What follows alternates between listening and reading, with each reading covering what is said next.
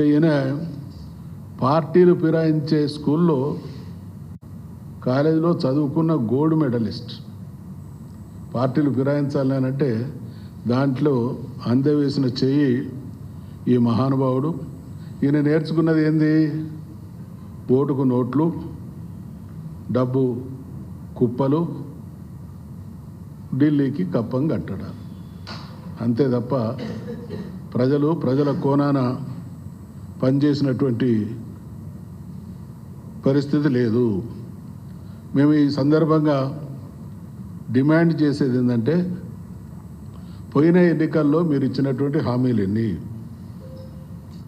వాటిలో అమలు చేసినవన్నీ, అమలు చేస్తున్నటువంటి క్రమంలో కోతలు విధించినవన్నీ, అమలు చేయాల్సినవన్నీ. ఇక నీకున్న టైం ఎంత?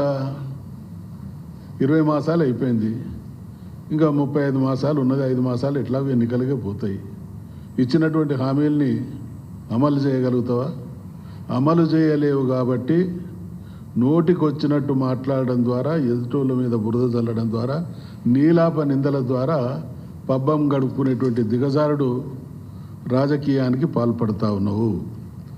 మేం రైతాంగ ప్రయోజనాల కోసం మీరు మాట్లాడినటువంటి మాట, రుణమాఫీ విషయంలో మొదటి రోజు మాట్లాడిన మాట 49,000 కోట్ల రూపాయలు రుణమాఫీకి మొత్తం అవుతా ఉన్నది. ఇది ఏ రకంగా మీరు ఆర్గనైజ్ చేస్తారు, మొబిలైజ్ చేస్తారని పాత్రికా మిత్రుల్లో ఇతరత్ర పెద్దలు ఎవరో ప్రశ్నిస్తే, 1 సంవత్సరం కడుపు కట్టుకుంటే అది ఎంత లెక్క అని అన్నాడు. 1 సంవత్సరం కడుపు కట్టుకోవడం ద్వారా మేము రైతులకు ఖచ్చితంగా 49,000 కోట్ల రుణమాఫీ చేసి తీరుతాం అన్నాడు. అంటే వాళ్ళ దిగజారుడికి నిదర్శనాలు అనేక ఉన్నాయి. అందులో ఒక గొప్ప నిదర్శనాలలో ఇదొకటి. ఆ తదనంతరం 40,000 కోట్లు అన్నారు, ఆ తదనంతరం 30,000 కోట్లు అన్నారు. ఇప్పుడు మేము 20,000 కోట్లు ఇచ్చినాం, మొత్తం రుణమాఫీ అయిపోయిందని అంటున్నారు.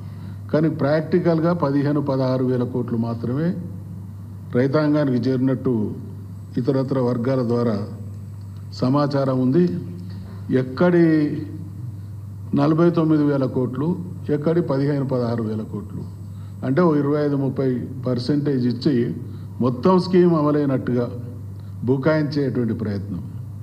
ఈ 6 గ్యారెంటీలలో కూడా మచ్చుకు అక్కడొకటి టచ్ చేసి 1-2 చిన్న పథకాలను అమలు చేసి మేము 6 గ్యారెంటీలు బ్రహ్మాండంగా అమలు చేసినాం అనేటువంటి మభ్యపెట్టే మాటలతో పబ్బం గడుపుతా ఉన్నారు.